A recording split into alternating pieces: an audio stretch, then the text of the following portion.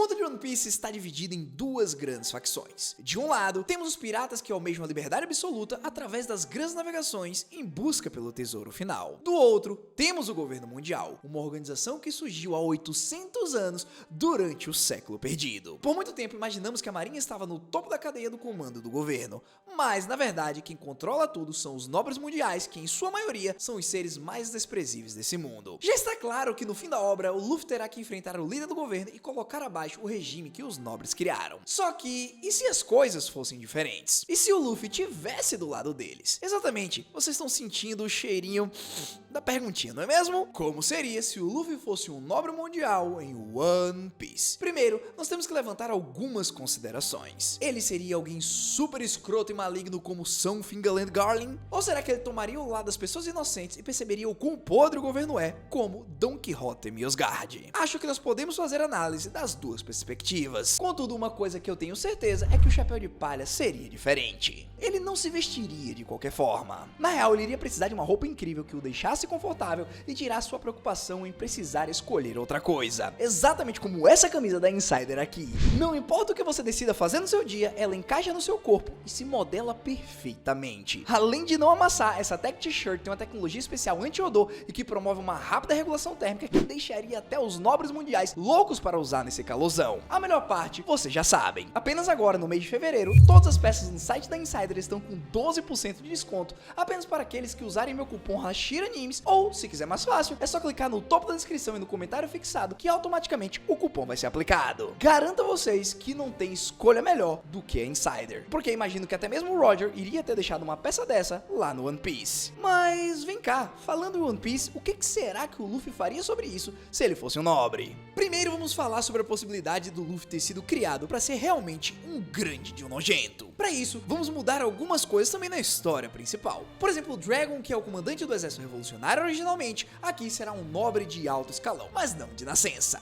Dragon seguiu subindo no ranking da marinha como Garp sempre sonhou, só que em um certo momento ele conheceu uma bela mulher. Essa acabou por ser a mãe do Luffy, uma nobre mundial que para essa história é irrelevante a sua identidade. Bom, como você sabe, da união dos dois surge o Luffy, que é criado na terra sagrada de Marihoa. Desde pequeno, o Pequeno ouve como ele é privilegiado e como todos ao seu redor são deuses desse mundo. Os humanos insignificantes que vivem abaixo da Red Line nasceram apenas para servi-los e que a qualquer momento Luffy pode ir lá buscar um escravo. Da mesma maneira que na história oficial, Luffy também é criado para ser um combatente. Por conta disso, ele é submetido a diversos treinamentos, até mesmo sob tutela do seu pai. Isso faz com que ele tenha altas capacidades que acabam chamando a atenção até mesmo dos Gorosei. Um certo dia, quando completou 17 anos, Luffy vê um homem passando, todo muito bem vestido e com um longo cabelo ruivo. Só a maneira de se portar parecia que aquele cara havia sido abençoado com uma tremenda força. Para nossa surpresa, essa pessoa era Fingerland Shamrock, o líder dos Cavaleiros Sagrados. Luffy então decidiu que iria seguir os passos daquele homem e por conta disso tentou se destacar ainda mais, sempre tentando chamar a atenção do Shamrock. Um certo dia, o líder percebeu as intenções do jovem e disse que ele poderia ser seu escudeiro apenas sob uma condição. Luffy precisaria se provar útil e descer até o mundo inferior para reivindicar escravos poderosos para um novo esquadrão que estava prestes a ser formado. Empolgado com apenas a ideia de se tornar seguidor de Shamrock, Luffy rapidamente comunica a todos que iria partir em uma aventura e que poderia demorar um pouco para voltar. A partir daqui, o Chapéu de Palha desce a Grand Line acompanhado de alguns agentes da Cypher Pool, como de costume. Afinal, não me lembro de nenhum nobre saindo sem a companhia de seus seguranças, mesmo eles sendo inúteis no mundo. O primeiro canto que ele decide ir é para o East Blue, pois aparentemente um certo capitão da marinha estava sujando o nome da organização. Essa informação era confidencial e o Luffy acabou ouvindo seu pai conversando com alguém pelo Dedemushi. Coincidentemente, isso leva nosso protagonista até Shellstown, onde o capitão Morgan's mão de machado controlava a base. Ao chegar lá, Luffy é recebido com toda a pompa possível. Todos os marinheiros e civis tremem diante da sua presença. Quando eles passam pelos portões do quartel, o protagonista percebe que há um certo homem amarrado em um pedaço de pau e a aura que ele emanava era uma assassina. Antes que seus homens pudessem pará-lo, Luffy vai até esse homem, aponta pra ele e diz: "Você se prepare, pois será o meu escravo." Como vocês devem imaginar, esse homem é o Zoro, que rapidamente levanta a cabeça e mete um "hã?" O capitão Morgans tenta intervir e dizer que o Zoro é um caçador de piratas que resolveu afrontá-lo e por isso estava condenado à execução.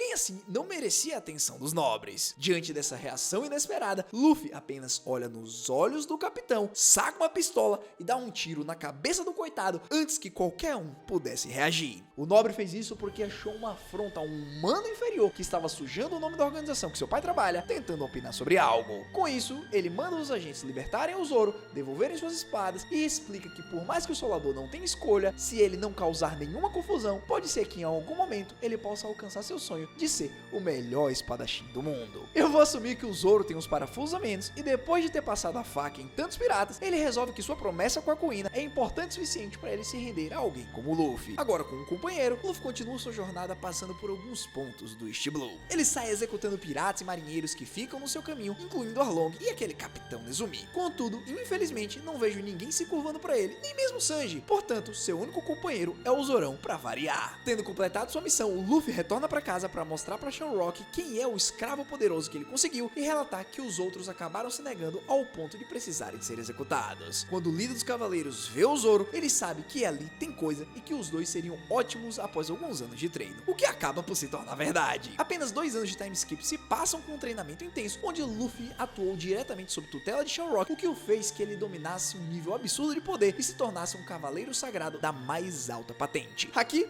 piada, todos foram aprendidos em suas formas mais avançadas. Akuma no Mi não era necessário, afinal, Luffy se recusou a comer uma fruta que dava poderes demoníacos, uma vez que ele se considerava um deus desse mundo e nem mesmo o Shamrock possuía uma, apenas usava uma espada que tinha o poder. Como Luffy não é um espadachim, ele nem levou adiante essa ideia, apenas prometeu lutar com os seus punhos. Um certo dia, um alerta generalizado chegou, o momento da guerra entre o governo e os remanescentes da civilização antiga. Para enfraquecer as forças inimigas, Zoro e Luffy foram mandados para lidarem com alguns Yonkous. Usando o círculo de invocação, cada um deles foi para um destino, o Solador para Whole Cake e o protagonista para o Wano. Como 2 fenômenos naturais destruidores, a dupla chega arrasando tudo e matando todos que se colocaram em seu caminho.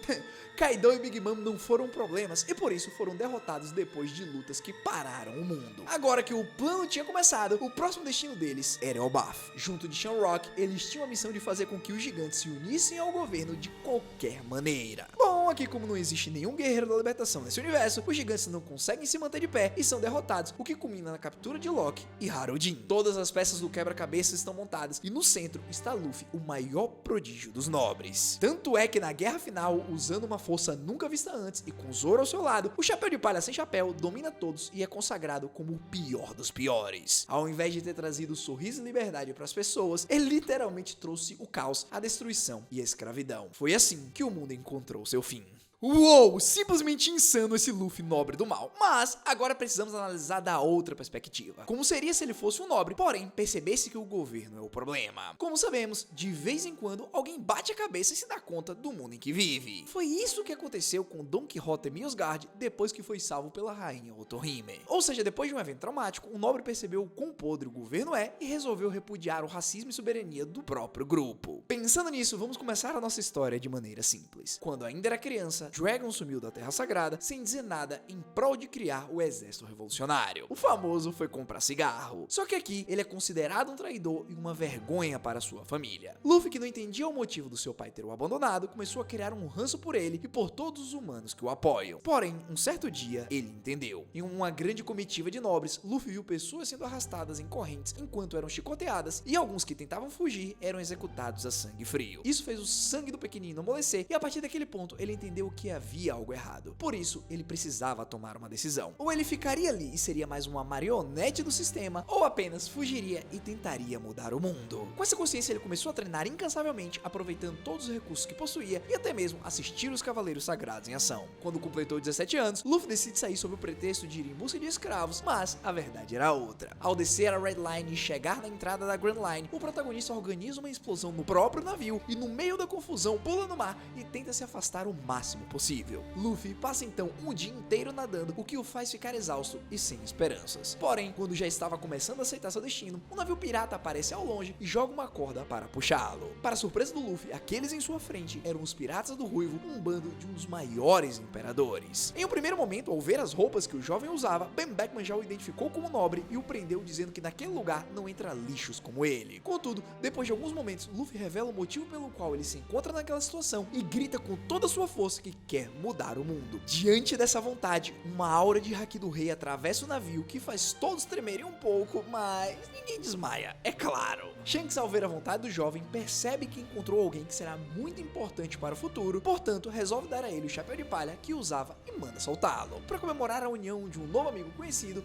um banquete é dado e Luffy, que continua sendo um baita comilão nesse universo, come até mesmo uma fruta que ele achava ser sobremesa. Agora, para a surpresa de 0 pessoas aqui nesse vídeo, a fruta em questão era Hito no Mi, modelo Deus do Sol Nika. Sem saber o que tinha feito, Luffy fica assustado porque todos os piratas do Ruivo começam a gritar com ele, dizendo que ele acabou de comer uma Akuma no Mi e que agora ele tava lascado. O Ruivo, por sua vez, enxerga isso como uma coincidência do destino. Um nobre que se revoltou e que tem a vontade para libertar o mundo era tudo que ele precisava. Uma coisa interessante é que, pode já ter treinado na Terra Sagrada, Luffy já manja um pouco dos hakis e agora com o Shanks então, já era. Ele passa umas 2 semanas a bordo do Red Force até que ele pede para trilhar o seu próprio caminho. Diante desse pedido, Shanks decide deixá-lo lá no East Blue, onde ele refaz seus passos da história principal, só que com mais facilidade. Depois de montar sua tripulação, ele percebe que todos ali ainda estão em um nível bem abaixo daqueles cavaleiros lá de Marihoa, portanto decide que chegou a hora de treinar. Nesse momento também acontece Marineford. Por mais que o Luffy não conheça o Ace, ele acaba se metendo no meio da guerra porque recebe uma carta do Shanks pedindo para ele ganhar tempo até que o próprio Ruivo chegasse. Para nossa surpresa, é isso mesmo que acontece. Luffy consegue controlar seus poderes e seu haki de maneira excepcional e dá um belo trabalho para os almirantes e, mesmo sem derrotá-los, consegue dificultar a vida da marinha e do governo até o ponto de fazer com que o Ace saia vivo e o Shanks chegue para ajudá-lo. No fim, a cara do Luffy sai nos jornais e todos percebem quem ele é. Um escândalo toma conta da Terra Sagrada, onde os nobres agora dizem que pai e filho são os maiores traidores que o mundo já viu. O objetivo dos Cavaleiros Sagrados agora é caçá-los, e esse confronto acontece lá em Egghead logo após Luffy acabar com a raça do Kaido e despertar o Gear 5. O próprio Shamrock aparece para enfrentá-lo, e depois de uma luta que durou mais de um dia, Luffy sai sangrando, acabado, porém rindo e pulando como um verdadeiro guerreiro da libertação. Na guerra final dessa vez, os piratas do Barba Branca, comandados por Ace, também se juntam, o que faz com que tudo seja um pouco mais caótico e épico. Porém, o resultado não muda. O vencedor é ninguém menos que aquele que quebrou todas as barreiras da vida e mostrou pro mundo o quão horrível o sistema era. Mesmo sendo um nobre, Luffy continua dançando aos sons dos tambores da libertação, enquanto todos o ovacionam como o novo rei dos piratas. Melhor que isso, só você aproveitando essa promoção maravilhosa que tá rolando lá na Insider. Não esquece de usar meu cupom HashiraNimes para resgatar os 12% off nessa belezinha aqui.